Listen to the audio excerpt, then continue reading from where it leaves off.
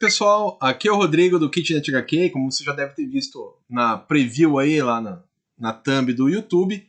Hoje eu vou apresentar para vocês a coleção clássica Marvel que eu estou colecionando, porque eu acho muito divertido. E esse é o primeiro run, né? A primeira leva das histórias em quadrinhos. Essa coleção, só para dar uma contextualizada, essa coleção é da Itália, ela é italiana, e ela vai contar vai mostrar as primeiras histórias dos personagens da Marvel, né? Não exatamente os primeiros personagens, porque, por exemplo, o Homem-Formiga não tá aqui, mas as primeiras histórias daqueles personagens que acabaram se tornando, de alguma maneira, clássicos, né? E então, essa tem uma história curiosa, porque essa coleção eu falei, não vou pegar isso aí, porque eu já tinha aquela coleção histórica Marvel, né? E eu tenho os primeiros números, tô olhando para eles aqui, ó. Quarteto Fantástico, Homem-Aranha, Capitão Marvel, Capitão América, Os Vingadores, X-Men, Demolidor e Surfista Prateado. Eu tenho os números 1. Mas daí, em um determinado dia, eu pensei, porra, mas é uma coleção com 60 volumes, são as primeiras aparições, num papel mais fácil de ler, né? Porque os outros são papel couché, eu prefiro papel sulfite, né? Sulfite não, esqueci o nome do papel. Poxa, acho que eu vou comprar. Só que quando eu falei eu acho que eu vou comprar, já estava no número 7 ou 8. Então eu comprei no site da Panini o 8, tava no 8. 8, 7, 6, 5, 4, 3. O 2 e o 1 que vinham juntos, não estava lá. Não estava. Já estava esgotado. Eu falei, bom, tudo bem, né? Fiquei uns 3 meses, eu acho, sempre indo em sebo, até a hora que eu achei o 2. Não, fiquei um mês indo em sebo e achei o 2, que é do Quarteto Fantástico. Mais uns 2 meses e achei o número 1 do Homem-Aranha, daí eu consegui completar e agora tô comprando tudo. Esse tipo de coleção, esse tipo de história, não é uma coisa que eu sento para ler assim com pompa e circunstância. Esse é o quadrinho que me acompanha na mochila. Então, assim, entre um compromisso e outro, ou entre uma coisa e outra, vou ter uns 20 minutos aqui, eu saco o gibizinho ali e vou ler uma historinha. Que eu acho, na minha opinião, e você não precisa concordar com isso, mas eu acho que esse tipo de história é mais legal quando você lê ela meio picada mesmo. Como era na época. Como eu era na época. Né? Não em 60 e poucos, porque eu não tinha nascido. Mas assim, eu ganhava um gibi do Homem-Aranha, no outro mês eu ganhava um gibi do Heróis da TV, no outro uma Super Aventuras Marvel, daí ia na casa do meu tio, pegava os Capitão América pra ler. Então era meio tudo picado, assim. E eu acho que essas histórias foram feitas para ser lidas assim. Não foi feita para você se sentar e ler o volume inteiro. Então é uma coisa que eu tô lendo bem devagar mesmo. Agora eu tô no número 11, que é o segundo do Quarteto Fantástico, sem pressa para ler. Sabe, como eu disse, está na minha mochila. Tô no meio da edição, deve fazer umas 3 semanas que eu não leio. E tá tudo bem. E isso é uma ligação do banco, né? Para vender produtos do banco, né? Coisas que eu não quero. Não quero mais um cartão de crédito, senhor banco. Já fica aqui colocado o meu registro para toda a internet saber que eu não quero mais cartões de crédito, nem do Itaú, nem do Santander, nem da Caixa Econômica, nem do Banco do Brasil. E tem mais um banco que eu esqueci, também não quero dele, não. Do Bradesco, também não quero. Beleza? Ok, não quero. Voltando aqui, então é o tipo das historinhas que eu fico lendo. De vez em quando, vou lá, sento, leio sem pressa. Eu acho que foi assim que elas foram criadas para serem consumidas. Tanto isso é verdade que em todas as histórias, de alguma maneira, em um ou dois quadrinhos, tem uma referência de quem é aquele personagem, aonde que ele surgiu, né? Homem-Aranha, eles não sabem que eu fui picado por uma aranha radioativa, então desenvolvi uns poderes tais quais uma aranha. Toda a história do Homem-Aranha tem isso no começo. Porque, como diria o Stan Lee, todo gibi é o primeiro gibi de alguém. Então ele sempre dá uma introdução explicando quem é o personagem, né? E daí essa série eu achei interessante porque ela vai mudando de histórias, mudando de personagens. Então não é um grande compêndio como um ônibus, que também é legal, né? Tem mini ônibus lá do Homem-Aranha, dos X-Men. Inclusive até comprei dos X-Men, o volume 1 e o 2, que eu acho bacana. Mas aqui é diferente. Eu acho que a ideia é ser uma leitura mais relaxada, mas não vou sentar para ler. É tipo, carrego na mochila, a hora que tiver um tempinho eu leio. Então, para apresentar a coleção para vocês, o primeiro é do Homem-Aranha, e isso não está na ordem cronológica, já que a primeira coisa que surgiu foi o quarteto, né? Mas tudo bem, começou com o Homem-Aranha, porque ele é o personagem que mais vende.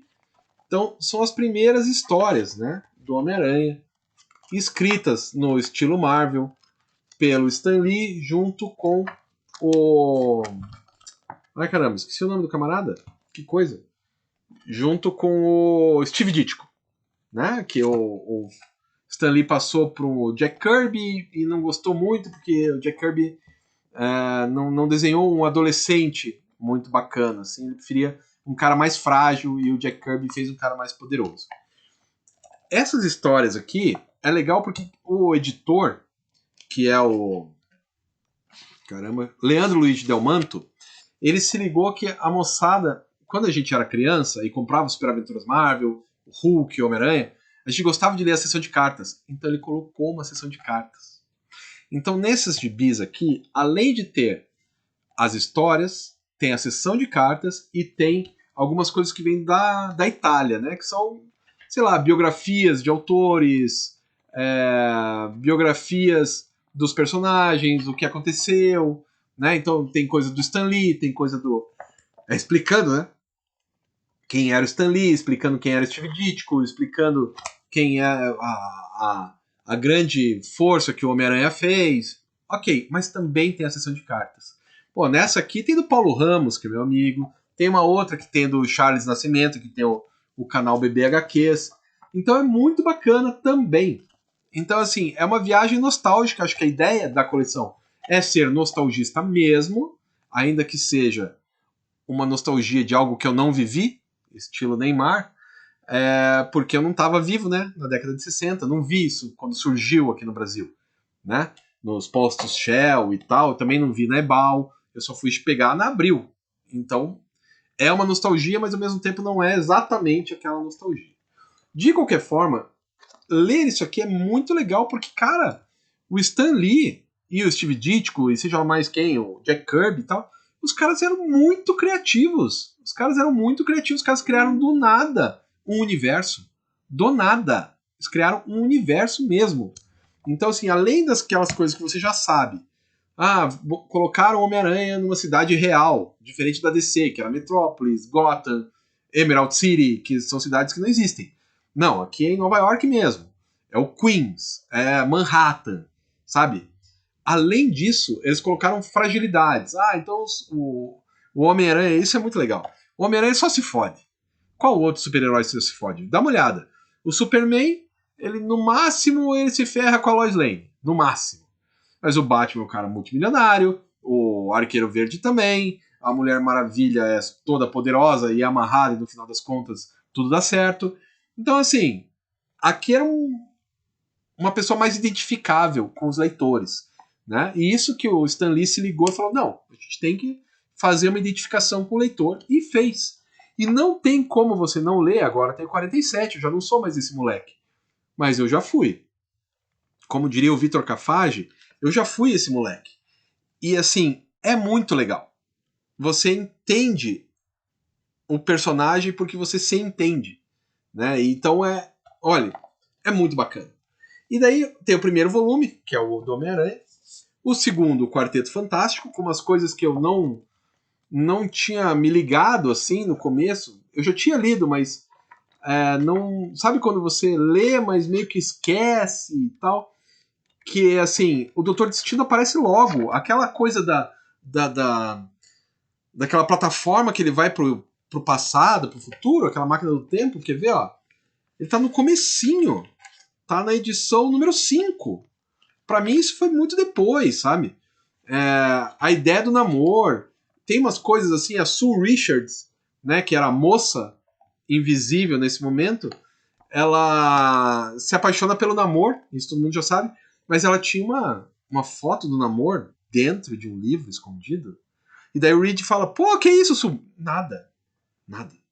Sabe, tem umas paradas muito legais, assim, que eu não... E assim, eu já tinha lido essas histórias, mas meio que eu não me lembrava, né?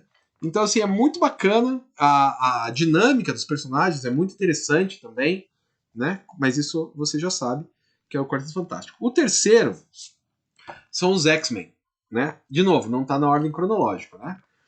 E os X-Men também é legal, ainda que essas primeiras histórias elas sejam mais pueris, assim, mais bobinhas, mais menos elaboradas do que depois pelo Chris Claremont, que, porra, Chris Claremont levou a coisa a outro patamar, né? Mas aqui é muito legal, assim, todos eles com o mesmo uniforme e tal. E aqui você vê, eu me lembrava dessas histórias aqui mais do que das outras, por alguma razão, mas é muito legal ver o Blob aparecendo, ver a Irmandade de Mutantes, sabe? Eu sabia que ia aparecer no começo. E, cara, é muito, muito divertido, assim, os X-Men. Aí depois vem os Vingadores, né?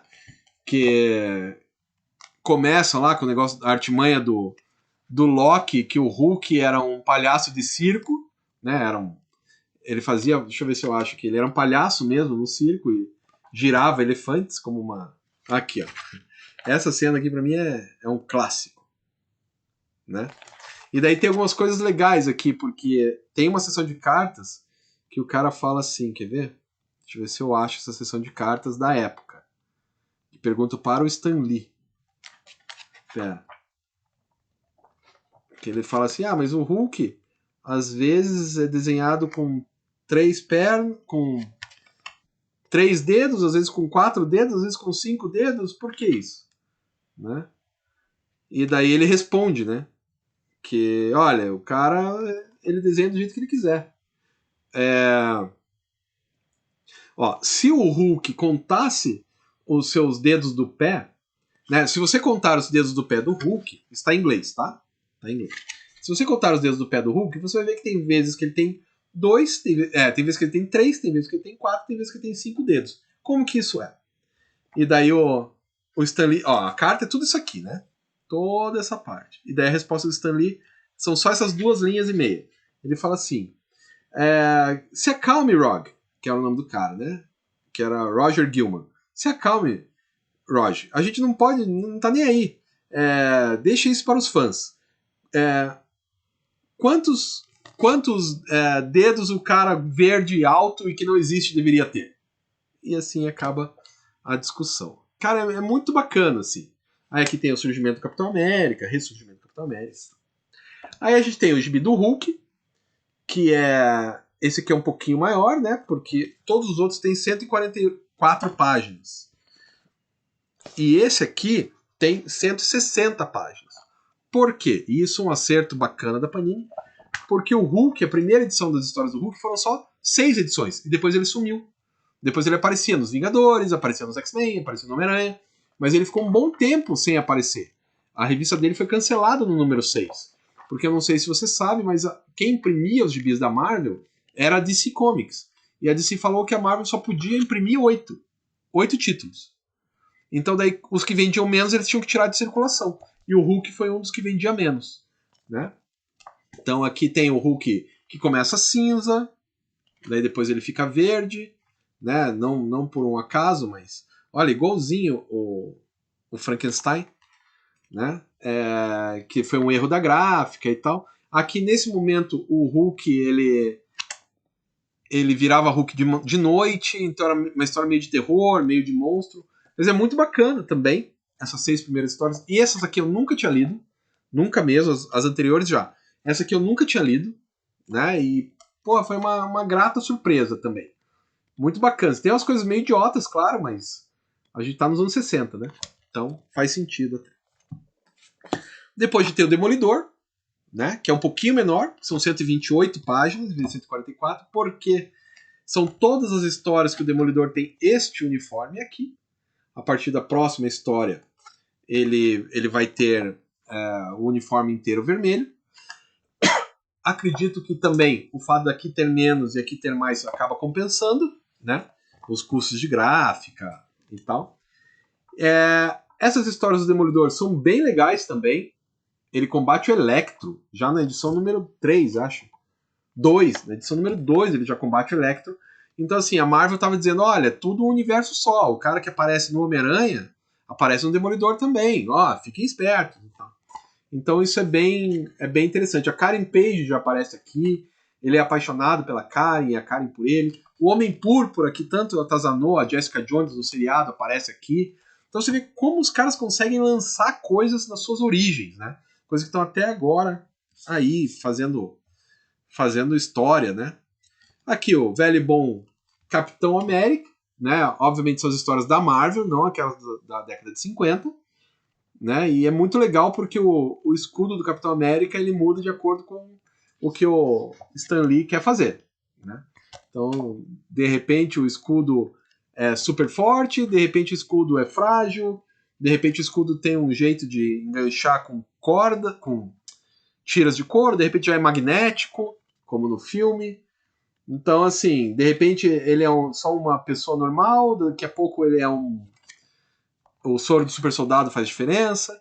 Mas é muito legal, de qualquer forma, né? É interessante porque as histórias do Capitão América, elas não vinham sozinhas. O gibi era... Lembra, só podia editar 8, né? Só podia publicar 8. Era metade Capitão América e metade Homem de Ferro. Então aqui as histórias são mais curtas. Eu diria até que mais ágeis, assim, né? E basicamente tem o vilão da vez, o Capitão América vai lá e bate no vilão. É isso, né? Aqui tem algumas histórias que remontam à Segunda Guerra e as outras estão no mundo real, né? Na década de 1960, né? Ele com os Vingadores e tal. E junto com o Capitão América tinha o Homem de Ferro, que dividia, né, com ele também. Agora eu tô reparando que a maior parte a partir do Demolidor, todas são 128 páginas. Antes eram 144, então a Panini já diminuiu, né? Vamos ver se algum deles cresce o número de páginas. Ah, não, a próxima já cresceu. Então tá bom.